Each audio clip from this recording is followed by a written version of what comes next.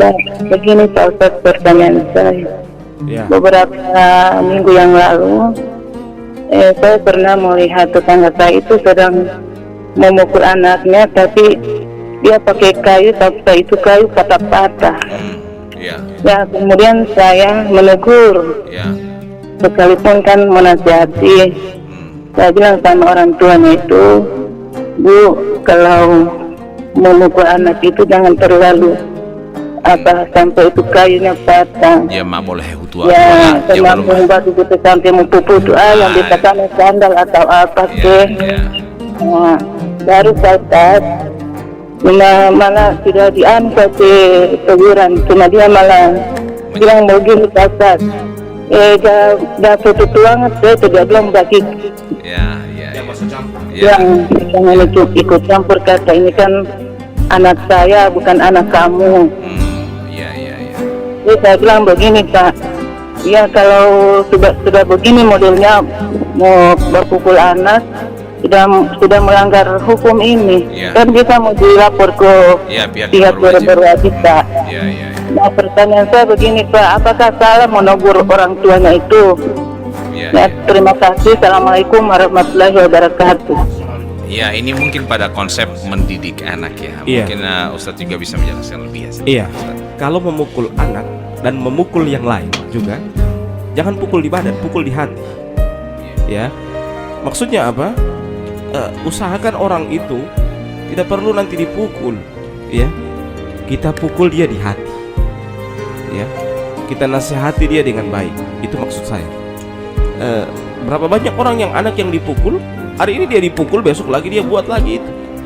Itu artinya apa? Dia tidak berefek pukulan kita. Ya. Tidak berefek pukulan, apalagi cuman dipukul. Harusnya habis dipukul, harusnya ya. Habis dipukul dinasihati.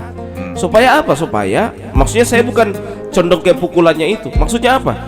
Supaya besok-besok dia tidak buat lagi. Karena berapa banyak orang yang habis memukul, besok lagi dia backing lagi, bahkan lebih dari itu. Berarti tidak berefek pukulannya.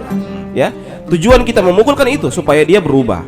Nah, sekarang pertanyaan, kalau misalnya kita pukul malah justru dia tidak berubah, berarti apa namanya yang salah itu cara kita mendidik. Ya, jadi ini yang perlu kita perhatikan. Dan yang berikutnya, orang tua itu harusnya kita benar-benar dengan baik untuk mendidik, ya, mendidik. Jangan biasakan mendidik itu nanti pukul. Kalau tidak pukul bukan mendidik namanya. Ya, konteks pertanyaannya adalah apakah salah dia mau batogor Pak ini ibu yang berpukul DP anak sama mati-matian? Tidak salah. Tidak salah. Ya. Karena apa? Karena ini dia sudah berlebihan. Ya. Dan keliru dalam mendidik anak. Nah, kalau dia membiarkan, apakah dia dapat dosa? Karena dalam konteks ini hak muslim kepada hak yang lain. Kalau dosa atau tidak, kita lihat dulu kesalahan anak juga apa. Iya. Bisa jadi orang tua juga ini benar. Iya. Ya, cuman kadangkala kebenaran itulah. Kadangkala kebenaran tidak diletakkan pada tempat yang tepat. Ya. Dia benar, orang tuanya benar. Memang ini anak, misalnya anak ini kepala angin Ustadz. Kepala angin. Ya, baru ente mau bela-bela. Bukan masalah mau dibela, ente cara mendidik yang salah. Iya. Ya.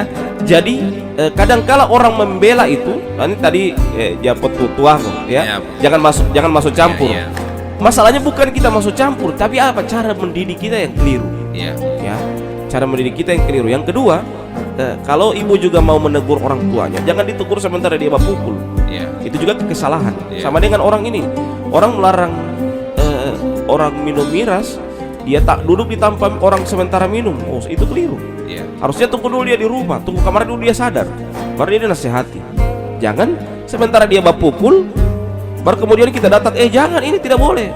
Justru dia emosinya sementara naik. Yang dikhawatirkan ketika sementara dia pukul, so mati-matian dia pukul. Ya. Seterlambat gimana sehat? Artinya nanti so luka-luka ini anak untuk berhenti ini untuk berhenti. Jadi memang cara menyampaikan kebenaran juga itu harus kita lihat waktunya.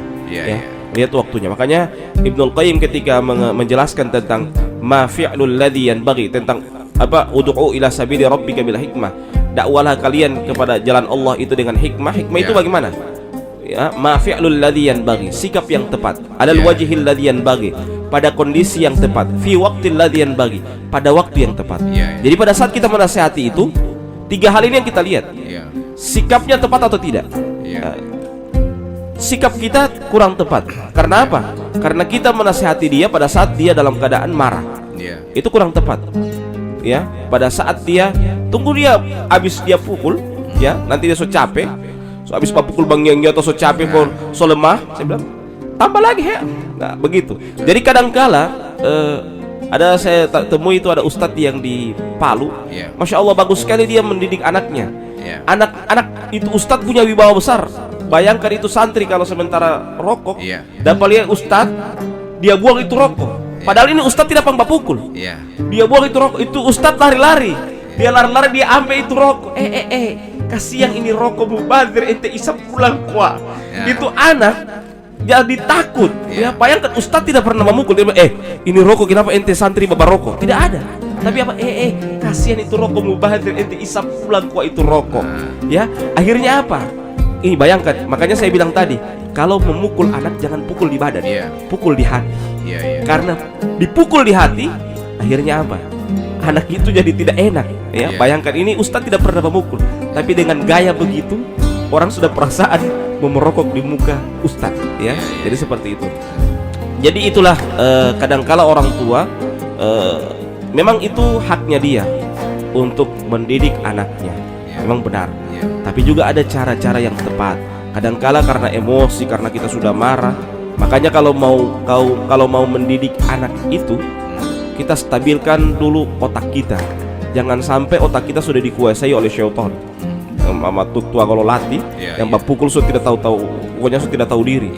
Ya, inilah yang kadangkala kita harus perhatikan. Kalau kita mau mendidik anak, usahakan cuman wajah kita yang tegas. Tapi kita tidak marah, kita tidak emosi, seperti itu.